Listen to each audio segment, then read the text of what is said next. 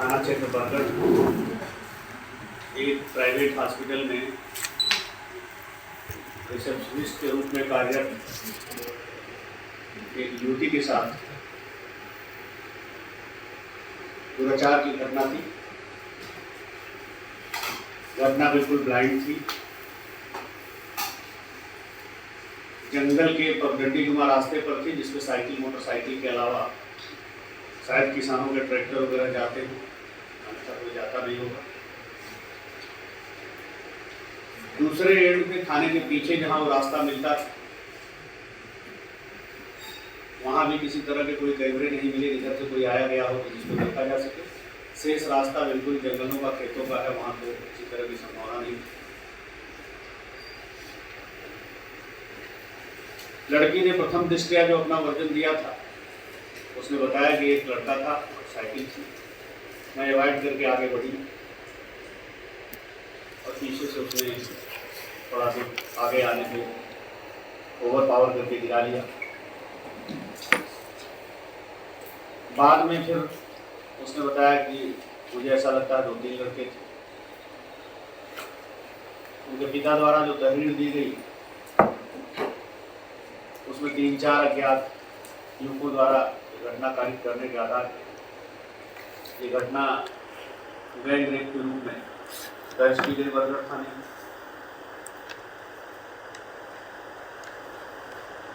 Electronic surveillance के लिए भी बड़ी चुनौती थी क्योंकि जिस समय घटना का समय था उसी समय अप एंड डाउन की 4 ट्रेनें भी गुजरी थी। तो हमारे सर्विलांस के लिए तमाम डेटा थे जिनको एनालिसिस करनी पड़ी। 5 टीमों का गठन हुआ था। एक हमारे जनपद के पुराने हैं लेकिन क्षेत्राधिकारी के रूप में प्रमोशन हुआ राजेश द्विवेदी जी, जिनके साथ क्राइम ब्रांच की टीम। एमपी त्रिपाठी जो सर्विलांस और एसओजी के प्रभारी हैं उनके नेतृत्व में एसओजी की टीम। लाखन सिंह एक सब इंस्पेक्टर हैं कर्मी में, उनके साथ कर्मी और पहाड़ी का चतुर्वेदी सर्विलांस में थोड़ा काम अच्छा जानते हैं, उनकी टीम थी। थाना प्रभारी के नेतृत्व में टीम थी। इस तरह से 5 टीमें इस पूरे घटनाक्रम को कहते हैं कि फिल्टर कर रही थी।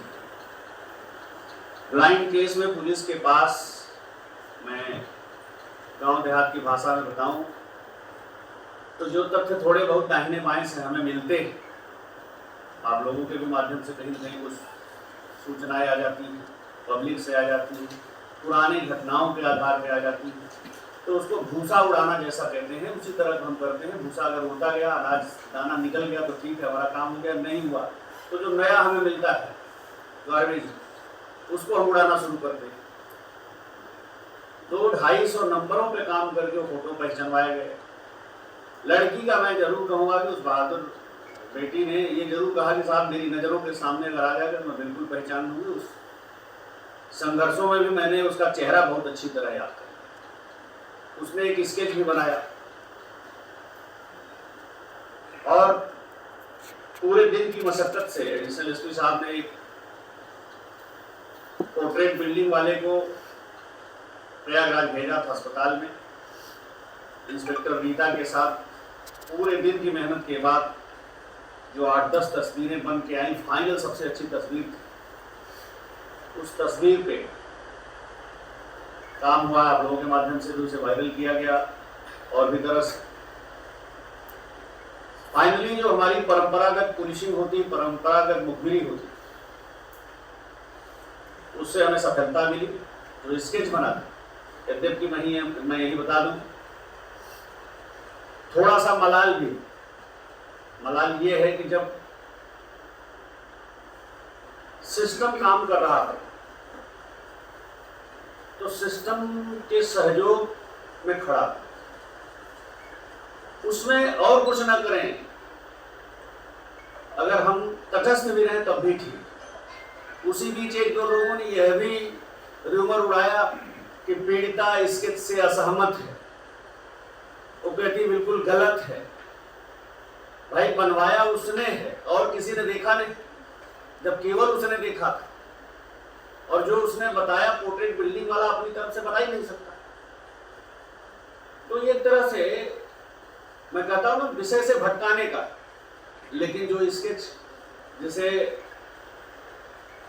गलत बताया गया, असहमति बताई गई, पुलिस का जबरिया बताया गया, उसी स्केच के माध्यम से फिर ये पड़ोसी जनपद के शंकरगढ़ का एक अपराधी निकला, जिसके पीछे जाल बिछाया गया, वो पकड़ा गया।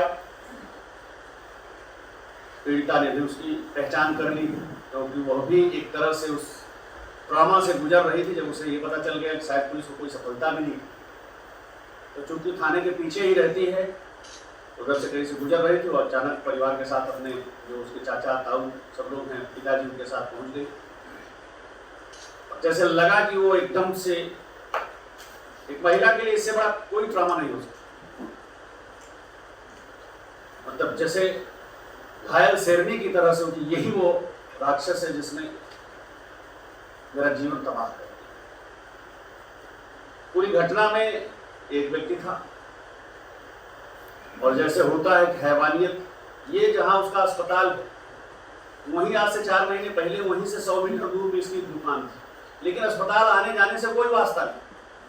अब ये बरगढ़ मोड़ पे इसने दुकान कर ली, क्योंकि उस रास्ते से आना जाना इसका भी था, शॉर्टकट आने जाने में, जब पहले वहां दुकान करता था अस्पताल के पास, ये रास्ता जानता था। एक कोई उस नटवर लाल है जो बूफर वगैरह ठीक करते हैं, और इसकी इसी तरह की दुकान है, इसने बूफर ठीक करने के लिए दिया था। वहां गया सवेरे सवेरे, सारा हमारे इलेक्ट्रॉनिक सर्विलांस से साबित हो रहा है।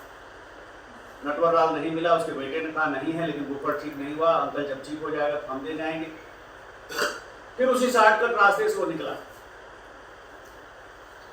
जो उसकी बहन का लड़का, पीड़िता के बहन का लड़का कहता साहब इधर से एक मोटरसाइकिल वाला जा रहा था, जब मैं उधर से आ रहा था, लड़की से वो 10-15 मिनट पहले घर से निकला। ये भी कहता है कि एक लड़का उधर से आ रहा।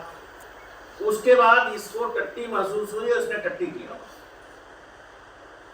जब पानी वानी छू लिया तो इसको दिखा कि पुलिया में से एक लड़की निकल आई जब, तो इसने वही नाटक करना शुरू किया जो एक चरवाहे ने सुना था कि मेरे जूता और वर्दी लेते आ। कोई फोन नहीं किया इसने, सिर्फ नाटक की समय बिताया। और जब लड़की वहां से बगल से गुजर गई, ठीक से देख लिया, इधर पीछे कोई काफी दूर तक नहीं, आगे कोई दूर तक उस पगडंडी पे नहीं दिख रहा जंगल में, तो मोटरसाइकिल तेजी से बढ़ा के जाके उस लड़की को उसने ओवरपावर किया। और फिर जो लड़की बता रही उसे इसने चाटे चाटे मारा भी है। तो 3-4 चाटे मारा है, और लड़की के लिए जिस तरह के उसके हाथों में ताकत है, वो चाटे पर्याप्त हैं। लड़की ने बल भर इससे संघर्ष भी करने का प्रयास किया है, लेकिन इसने उसके हाथ उसके दुपट्टे से बांध दिए। जो उसके मुंह में उसके अंडरगारमेंट पूछने की बात थी, वो भी इसने किया था। इसने सर क्या है पहले से ही रेकी कर रहा था?